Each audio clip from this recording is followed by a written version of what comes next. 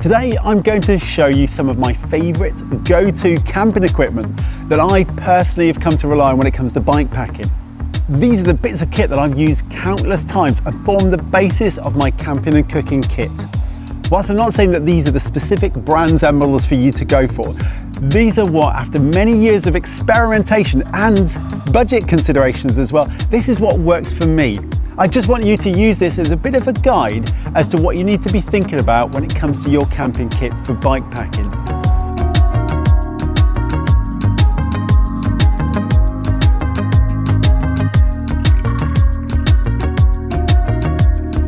Now, the actual kit that I choose to take on a bike packing trip does tend to change depending on several different factors. Firstly, where it is I'm actually riding. Secondly, the weather conditions. And third, basically, how stealthy do I want to be? So sometimes you want to be hidden away and make sure that you're out of sight. And other times, if you're on a bit more of a long distance or more conventional trip where you're using campsites, then one of the big things to consider then is comfort levels. So if I want a good night's sleep, I change what I pick. Now, your camping kit tends to be the most bulky things that you will carry apart from your spare clothes. And I tend to put most of my camping kit in my handlebar bag because it's relatively lightweight, but it takes up quite a bit of space. So this is the perfect spot for it. For most trips, I can pretty much carry every part of my camping kit in here, plus more, depending on what I want to carry. So obviously, if we talk about the first thing, the most important thing for your camping kit is a shelter. Now, there's several different things you can carry to provide shelter. Obviously, there's a tent, you can have a bivvy bag, a tarp or tarpaulin, and also a hammock setup as well. Now, of those four things, I tend to only really choose three of those, and that's a tent, a bivvy, or a tarp. I don't tend to go for a hammock that often because, well, you kind of need trees or something to actually hang it to. And a lot of the places I go don't tend to have those sort of things. So it's best not to have to rely on external factors. So in my pack here I've got my tarp, bivvy bag. Now, I've also got a tent with me as well. I've got this on the back at the moment. I don't tend to carry it on there, but obviously a tent does take up a bit more space. Now, most of the time you won't carry a tent, a tarp and a bivvy bag because, you know, that's probably a bit overkill. So you might carry a combination of either a bivvy bag and a tarp, a bivvy on its own, or a tent on its own. So for my choice of tent, I've used a lot of different tents, and this is now my complete and utter go-to. This is my Big Agnes Fly Creek high volume ultra light one. So it's a one-man tent, but it's got a bit more space than just like a tiny little coffin. And the best thing about it is it's incredibly light. The whole tent weighs just over 900 grams. So that's insanely light. It's obviously very, very lightweight material. So sometimes I do carry a little footprint as well, which goes underneath it. So if I'm going to be going somewhere where it's a bit rocky, then I don't really want to damage it. But, you know, if you damage your tent, you can get it fixed as well. But this has standard poles and everything, so it's got everything you require. You can even pitch it without the fly as well, so without the waterproof fly sheet, if it's a very nice dry day, and it's obviously even lighter. So that's my tent. In terms of my bivvy bag, well, I choose one of the classics, which is the Alp Kit Hunker. Now, this has been going for a long time, and it's a really, really great little bit of kit. There are more breathable versions of a bivvy bag, there are lighter versions, but in terms of value, the Hunker has got it nailed. This is actually the XL version, so it's the longer and wider version, and I like it because it means I can move around quite a bit and also put my sleeping mat inside it as well. It's nice and dark green, so you're kind of really unobtrusive as well if you are camping out, so that's a bonus as well. So even in the XL version, even the biggest version, this is actually still pretty light. It's just over 400 grams. So that's really good. And again, it comes in a really, really cool bag. It looks like it's a stuff sack, but it's actually not. It's just a mesh pack or mesh section at the bottom of the bag. So it just stuffs itself into that. So the great thing then is you can pack away super quickly.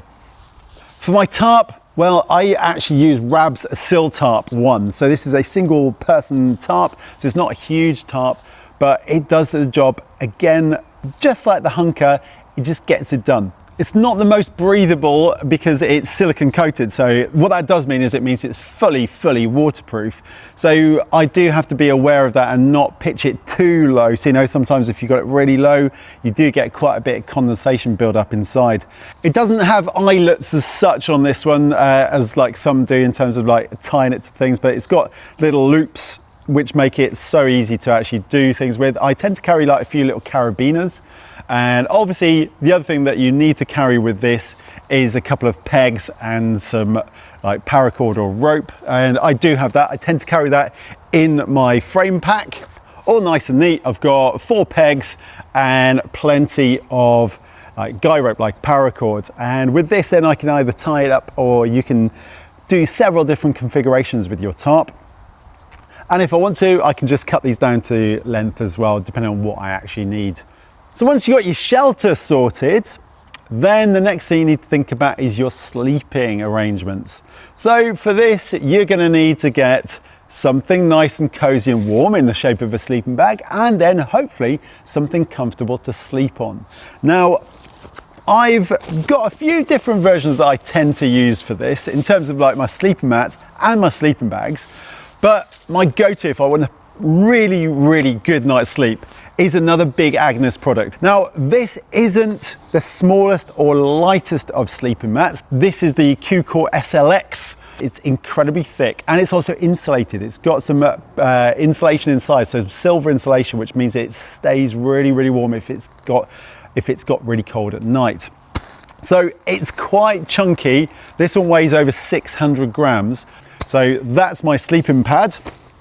And then I have my sleeping bag. Now, a little tip here as well is they often come with a stuff sack or a compression sack. Now, when you put it in there, it tends to go really hard, so you can't squish it into your dry bag. So I don't put it in that, I just literally stuff it in. But I make sure I have my sleeping mat in between my sleeping bag and my shelter, just in case the shelter gets wet. So this is my down sleeping bag. And again, sounds boring, but it's another Big Agnes product. I just rate their stuff. It's just works so well. This is the Thunderhead Ultralight 30 Fahrenheit.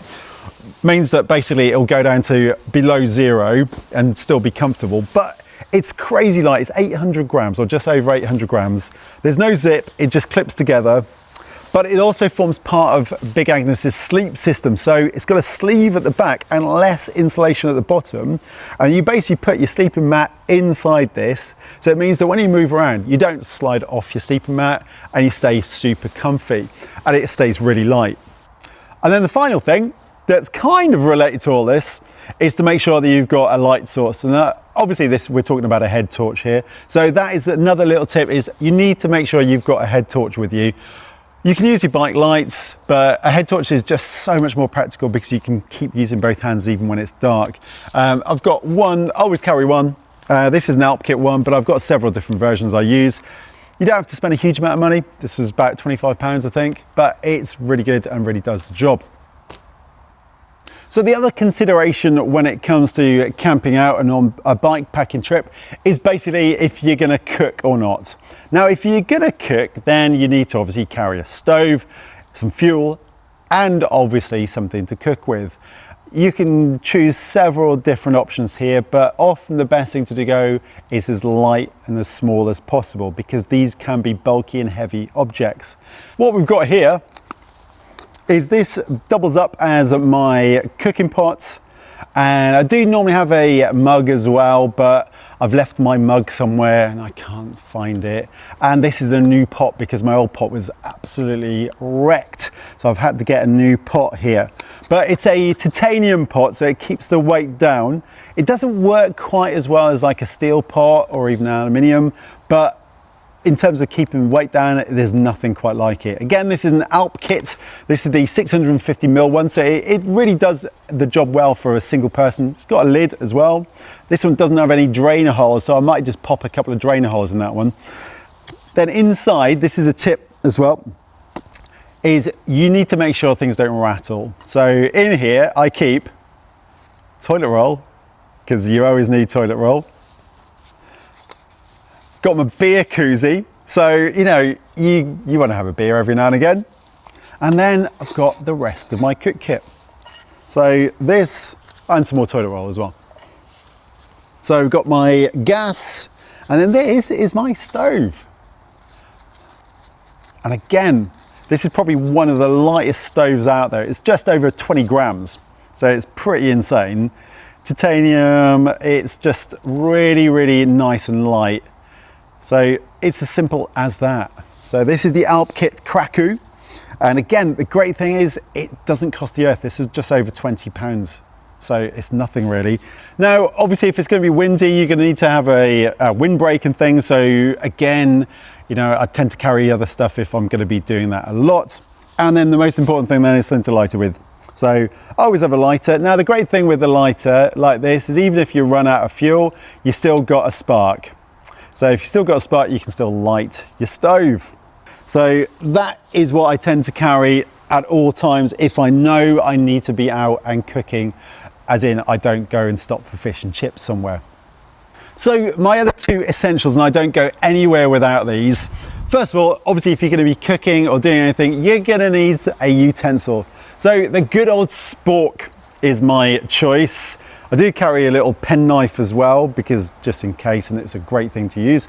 But this does the job really well. Now this one, as you can probably see, has seen better days. I've had this for actually quite a few years, and I tend to melt it quite a bit as well. But these are the little Light My Fire ones. They come in like a pack of 4 for about £5. And so I've got these around everywhere, but this is like my 1,000-miler version. So that definitely is my essential.